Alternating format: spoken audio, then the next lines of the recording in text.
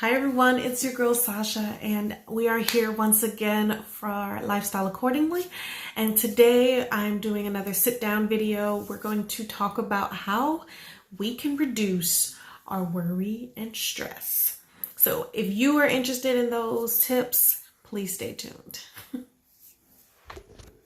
All right, so today I posted a new blog post and of course a video. So check out Lifestyle Accordingly if you want more detail into these tips. And there's also links and services that you can get to these things that is necessary. So first of all, I define worry as anxiety or just discomfort about some kind of trouble or difficulty going on in your life. That is what worry is to me. Worry then can turn into or create stress in your life. So today's tips, I wanted to talk about how to reduce those two things to create a better atmosphere and environment within your own life. Trust me, these tips are proven, but they are not easy. I can tell you that right now. Everyone has stress in their lives. And with the current situation of our society, our world, I don't even know how to express it, with the pandemic and just overall chaos politically, etc., etc. As Americans, as people, we are suffering heavily. So everyone has some sort of stress or worry.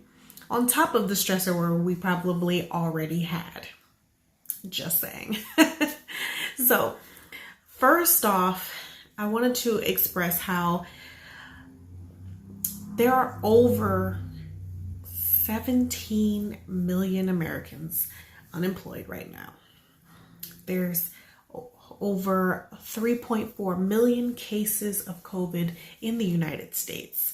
There's political and protesting and just all sorts of different chaoses on all sorts of different scales and levels, and everyone in some way is being affected. So I want to first reach out and tell everyone that you need to take care of yourself. First and foremost, please try to take care of yourself. If you allow stress to sit and fester, you are reducing your immune system, so you won't be able to fight off anything, a cold even, and it'll make you more susceptible to illness and all sorts of other diseases. So I'm just wanted to reach out and ask everyone to please, first of all, take care of yourself. Now, one statistic that I saw online from the American Psychological Association said that 83%, or 8 out of 10 Americans, have some sort of significant stress in their lives. And my first tip to help combat stress is sleep. Sleep is a way for our bodies and minds to recharge. So what we need to do is to make sure we're getting at least a good 7 hours of sleep every night. Trust me, before you even roll your eyes, I already know. Most of us are not getting that amount of sleep, myself included. So ways that I have worked to combat this issue is to set a schedule in my life. So I make sure I try to go to sleep around the same time every night to ensure that I'm getting the correct amount of sleep before I need to get up the next day. This is hard, but some days I have to just let those dishes sit because I'd rather go to bed on time than deal with the dishes. I mean, just saying.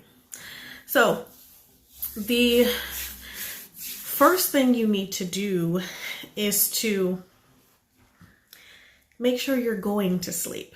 Me personally, I have always been a bit of a worrier.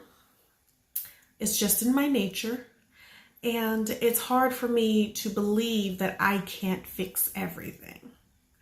So what I try to do is I'm working on ways to reduce that worry and reduce those stressors before I go to bed. So some of the ways that I reduce that stress is meditation. So just quiet time. I know some people like to take baths and get that nice restful music going and candles and lavender and chamomile and all that. I'm not a bath girl. It just always seemed weird to me. I've tried it, didn't care for it. But meditation works for me. Journaling is a good way. I'm able to take everything out of my mind, throw it into my journal or onto a piece of paper where I can write a list down for tomorrow, just to get these things out of my head and out on some paper and to let it go for the night. Another way people reduce this stress before bedtime is exercise or even stretching. So even yoga or Pilates or something like light before you go to bed, or something that's good to exert some energy and make you a little bit sleepier. And my favorite is some sort of art or crafting. I've started getting into adult coloring books. So sometimes just a good sit down and color helps to calm me down a little bit before I go to bed, and I'm able to relax. So that is my first tip. Now, another issue is that a lot of the times we're not releasing everything from the day. So like I said before, journaling or some way where you could release that excess energy and pent up in you, that worry, that stress, some way to get it out of you. That is the best way to do it. So journaling, I know for sure, is the best way that I know how to do it. Talking to someone. That way I'm able to get it out and then I can work on it later. As you guys know, I am a planner. I love to make a plan. So once I get everything out, I spill it out. I'm able to then take that and create a plan. What do I really want? Where do I need to go? How am I going to do it? So that is my second tip, is to get everything out. Write it down, talk it out, whatever works best for you, in order for you to get those worries out and create a plan to solve those issues for yourself.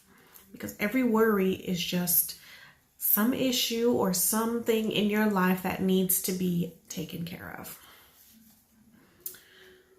And I do go into way more detail in the blog post at LifestyleAccordingly.com. So if you guys need any extra tips, please check out the website. Now, third, and this one is most important to me and is closest to my heart, is that we all need to know our limitations. We are not all superheroes. We all can't wear a red cape like Clark Kent. Okay? Especially as an African American woman, we are seen as the end all be all do all person in many people's lives. And that is because we've had to be strong for everyone in our lives. And it is not something that has actually been good for our health.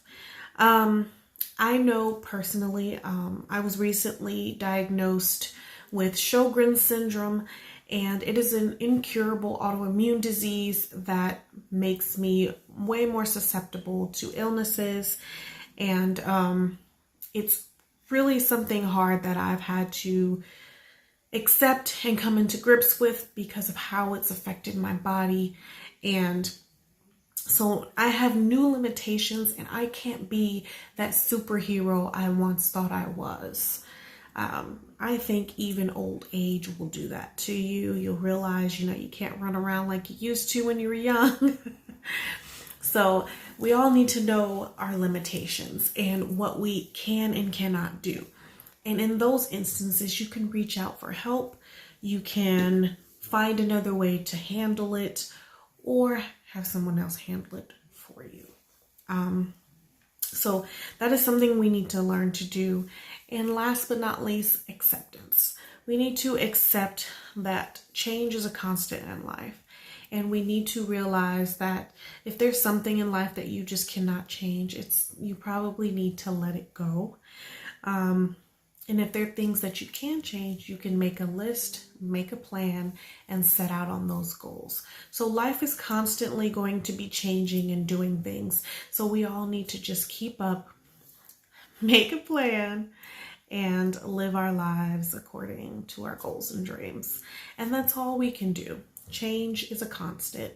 And the reason we worry is because those changes come a little bit faster than we anticipated, or we didn't anticipate them at all. So I want to encourage everyone to please gain some insight here. Work on how you reduce your stress and worry.